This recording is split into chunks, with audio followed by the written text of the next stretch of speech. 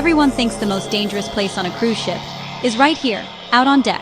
Big waves, strong winds, that Titanic pose you absolutely shouldn't do. But honestly, from a safety officer's point of view, the place that actually terrifies me is a lot more boring. You've walked through it dozens of times, probably in flip-flops, probably holding a cocktail, probably not paying attention at all. Today, I'm revealing the most dangerous place on a cruise ship. And no, it's not the engine room, the bridge, or even the bar, although the bar really tries. I'm Shelby, your Chief Officer Safety, and welcome to Cruise Ship Safety and Security. When I ask passengers what they think is dangerous at sea, I get storms, rogue waves, the ship tipping over, and occasionally, the Bermuda Triangle has a bad vibe. Look, the big disasters make great movies. They are incredibly rare in real life. Cruise ships are overbuilt, over-tested, and regulated harder than my patience on embarkation day. What actually causes injuries isn't dramatic at all. It's the everyday stuff, slips, trips, falls, and one place sees more of them than anywhere else. Let me show you. This, the gangway, the humble metal ramp of doom. It looks harmless. It is not. This thing has been mentioned in more injury reports than storms, rogue waves, and mysterious buffet accidents combined. Most passengers just see it as, yay, vacation time. But to a safety officer, this is where my blood pressure does cardio. Alright, let's talk about the one piece of equipment that gives every safety officer, including me, a low-grade, constant headache. It's not the rock-climbing wall or the giant water slide. It's this unassuming metal bridge. Here's why the gangway is secretly the most dangerous part of your entire cruise, and why it demands your respect. First, and most fundamentally, the ship moves. The pier doesn't. This seems obvious, but the implications are huge. A multi-ton vessel is never truly still. It's constantly affected by tides, currents, and even the wake from a passing pilot boat. When a swell hits, the ship can surge, sway, or heave. That's up and down, side to side, and forward and back. The gangway is designed to pivot and slide to compensate for this, but that means the angle and position of the floor beneath your feet can change without warning while you're on it. 1 second, it's a gentle slope. The next, it's a steeper climb or descent. Second, the surface is a trap waiting to be sprung. We're talking about a metal ramp, outdoors, in a marine environment. It's almost always damp.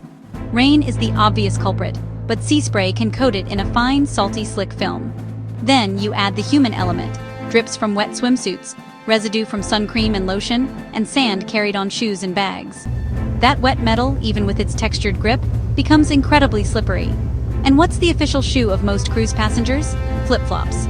Wet metal plus zero-traction footwear is a combination that makes me age 5 years every time I watch someone walk on it. Third, it's the single point of failure for foot traffic. Everyone uses it at the same time. It's the only way on and off the ship in port. This creates a bottleneck unlike any other. You have thousands of people, many pulling heavy luggage, pushing strollers, or navigating on mobility scooters, all converging on one narrow ramp. The flow of traffic is stop and go. People get impatient, they try to squeeze past each other. And inevitably, right in the middle of this chaos, someone decides that this exact spot, suspended over the water, is the perfect, unmissable moment for a family photo, bringing everything to a grinding halt behind them. And fourth, nobody is paying attention. The gangway is a transitional space, and in these spaces, people are mentally somewhere else. On the first day, you're buzzing with excitement, looking up at the ship, taking it all in. On a port day, you're either rushing to get to your excursion or returning exhausted, sunburnt, and loaded with souvenirs.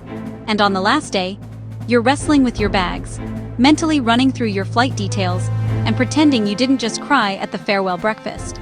In all these scenarios, the one thing people aren't doing is looking at their feet. So you have a moving, slippery, crowded bridge filled with distracted people. It's like trying to herd drunk cats across a metal slide that's been greased. Over water. It's a miracle of engineering, but it's also a hotspot for slips, trips, and falls. So, what are these high-frequency, low-drama incidents that keep us on our toes? Forget the Hollywood blockbusters. The real culprits are far more mundane, which is precisely why they catch so many people off guard. Let me introduce you to the 4 most common ways a dream vacation gets a reality check right on the gangway. First up, the classic slip. A little morning dew, a brief tropical shower, or even spray from the crew washing the decks can leave a slick spot. You're looking up at the magnificent ship, not down at your feet. One wrong step, and you're suddenly testing the ship's medical facilities with a sprained ankle or a fractured wrist from the fall. Next, the trip. There's often a small but mighty lip where the solid pier meets the flexible ramp. It's a necessary piece of engineering, but it's also the perfect height to catch the toe of your shoe when you're distracted by the excitement of embarkation. It's a tiny obstacle with surprisingly big consequences. Then we have the luggage snag. Your trusty rollerboard's wheels find the one gap in the gangway's surface they can perfectly wedge into. The bag stops dead, but you don't. Your forward momentum carries on, and suddenly you're learning a very personal lesson in physics. And finally, the selfie stop. Someone decides the middle of the gangway is the perfect spot for a photo op, creating an instant bottleneck. The people behind them, carrying bags and managing kids, don't expect the sudden stop. It's a human domino effect waiting to happen. Gangway accidents are some of the most commonly reported incidents on cruise ships. They rarely make the news because they aren't sensational, but they absolutely ruin holidays. A simple fall can mean a week of pain, missed excursions, and navigating a massive ship on crutches. So when someone radios, "We've had a fall on the gangway," my stomach drops faster than the lift during rough seas, because I know someone's perfect vacation just hit a very real and very preventable bump in the road. Someone always asks, but isn't the edge of the ship more dangerous? Honestly, no. You have to work really hard to go overboard, climb a railing, or do something for TikTok that will definitely land you on my report. The gangway, on the other hand, you can be completely sober and perfectly behaved, and one unlucky step can take you out. We work hard to keep this thing safe. Check the angle constantly, rig it properly with safety nets, add non-slip surfaces, station crew at both ends, close it immediately if conditions change, re-rig it when tides move. Follow strict SOLAS requirements. Safe access to the ship isn't optional. If we don't like the gangway, nobody uses it, not even the captain. Here's how to stay safe and keep my heart rate normal. Watch your feet, not your selfie. Use the handrails, they're not decoration. Wear shoes with grip. Don't rush the queue. Listen to the crew. We're not nagging. We're trying to protect your holiday. Here's the truth. On a busy turnaround day, thousands of people use that ramp. Different ages, abilities, energy levels, all funneled into one spot. As Chief Officer Safety, I spend a lot of time watching that gangway on CCTV thinking, please, nobody do anything creative. Not storms, not rogue waves, not ghosts. The gangway. That's the real villain. So, how do you make sure you're a success story and not an incident report? It's simple. You don't need to be a seasoned sailor, you just need to be present. Next time you step onto that innocent-looking ramp, remember what we've talked about. You are walking through the most statistically significant area for mishaps on your entire cruise, but that doesn't mean it has to be dangerous for you.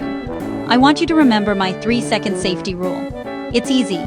Look down, hand on the rail, and then move. Just taking that brief moment to assess the surface, secure your balance, and commit to your path makes all the difference. It's about respecting the transition from a solid pier to a floating vessel. Don't rush. The ship isn't leaving without you, I promise. Watch your step, especially the small gap between the ramp and the ship, and you'll be absolutely fine.